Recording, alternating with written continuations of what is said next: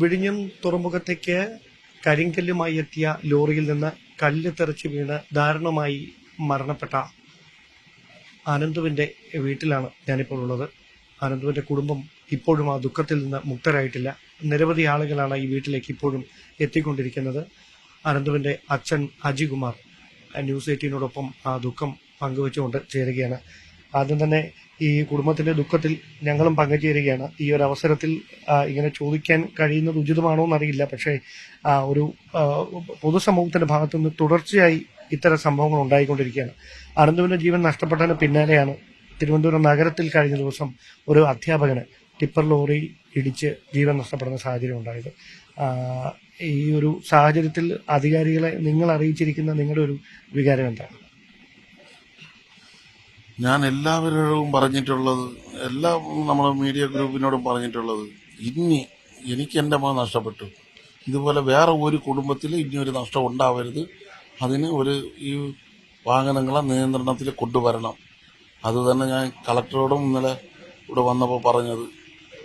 Collector, sub collector എല്ലാവരും വന്നിരുന്നു. എല്ലാവരുടെതും പറഞ്ഞ ഒരേ ഒരു പോയിന്റ് ഇത് തന്നെ, ഇനി ഒരു കുടുംബം ഇതേപോലെ കണ്ണീര് ഒഴിക്കരുത്.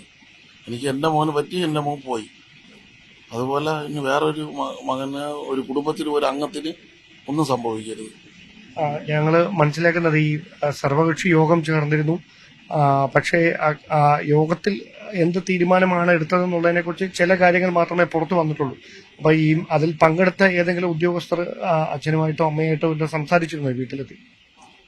എന്നോട് പിന്നെ നമ്മൾ തുറമുഖത്തിന്റെ MD ആയ ദിവ്യേഷ് അയ്യർ വന്ന് സംസാരിച്ചു. സബ് കളക്ടർ വന്നിരുന്നു, തഹസീൽദാർ വന്നിരുന്നു. അവരെല്ലാവരും വന്ന് അവിടെ സംസാരിച്ചും തീരുമാനം എടുത്ത വിവരങ്ങൾ എന്നോട് പറഞ്ഞു. അവരുടെ അടുത്ത് ഞാൻ ആവശ്യപ്പെട്ടിട്ടുള്ളത് ഈ ഒരു തീരുമാനം തന്നെ, ഈ വാഹന നിയന്ത്രണം, അതിനുള്ള കർശനമായ തീരുമാനം എടുക്കുന്നത് തന്നെ അവരെ മുൻപന്തിയിലുള്ളതെന്നാണ് പറഞ്ഞത്. ക്യാമറ നിയന്ത്രണം, സ്പീഡ് അലോട്ടിൻ്റെ ഇതും, വാഹനങ്ങളുടെ സമയപരിധി, പിന്നെ ലോഡിംഗ് കപ്പാസിറ്റി, അങ്ങനെയുള്ള ഒരു തീരുമാനങ്ങൾ തന്നെ മെയിനായിട്ട് അവർ ഗവൺമെന്റിനെ അപ്രൂവ് ചെയ്തിട്ടുള്ളതെന്ന് എന്നോട് പറഞ്ഞായിരുന്നു. ഞാനും ആവശ്യപ്പെട്ടത് അത് തന്നെ എല്ലാവരുടെ അടുത്തും. ഇത്തരം വീഴ്ചകൾ ഉണ്ടാകാതിരിക്കുന്നതിന് വേണ്ടി പ്രത്യേകിച്ച് ഈ ഭാഗത്ത് തുടർച്ചയായി ഈ അമിത ഭാരം കയറ്റി അമിത വേഗത്തിൽ ലോറികൾ പോകുന്നത് ഒരു തുടർച്ചയായിരുന്നു എന്നാണ് നാട്ടുകാരൊക്കെ പറയുന്നത്. അതിലെന്തെങ്കിലും തരത്തിലുള്ള നടപടി എടുക്കുമെന്ന് അവർ ഉറപ്പ് നൽകിയിട്ടുണ്ട്.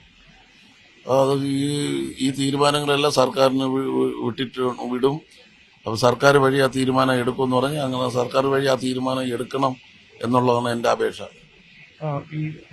ഈ രാഷ്ട്രീയ പാർട്ടികളടക്കം വിവിധ ആവശ്യങ്ങൾ സർവകക്ഷി യോഗത്തിൽ മുമ്പോട്ട് വെച്ചു.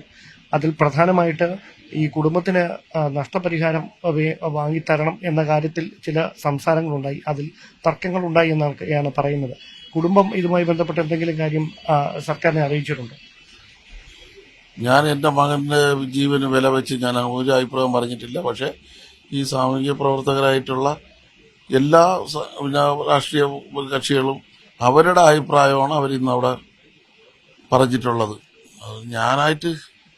ഞാനൊരു കേസിന് എൻ്റെ മോനെ നഷ്ടപ്പെട്ടതിന് എനിക്ക് ഇന്നത് വേണമെന്ന് ആവശ്യപ്പെടാൻ ഞാൻ പോയില്ല. അപ്പം ഞാൻ അങ്ങനെ ചെയ്താൽ എൻ്റെ മകന് വില വയ്ക്കുന്ന ഒരു ഇതായി പോവില്ലേ?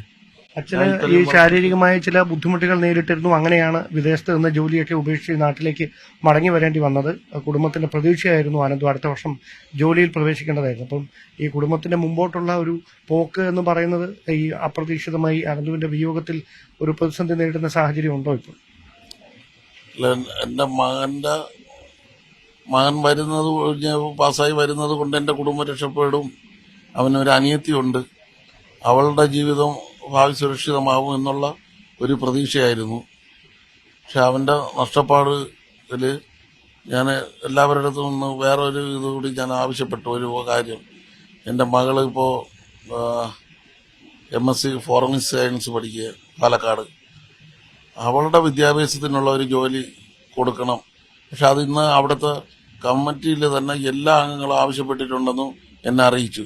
മെയിനായിട്ട് അവളുടെ വിദ്യാഭ്യാസത്തിന് അനുയോജ്യമായ ഒരു തൊഴിൽ, അത് മാത്രമേ ഞാൻ ആവശ്യപ്പെടുന്നുള്ളൂ. ഈ മന്ത്രിമാർ ഇവിടേക്ക് എത്തിയിരുന്നല്ലോ ഇന്നലെ, മന്ത്രി ശിവൻകുട്ടി അടക്കമുള്ളവർ.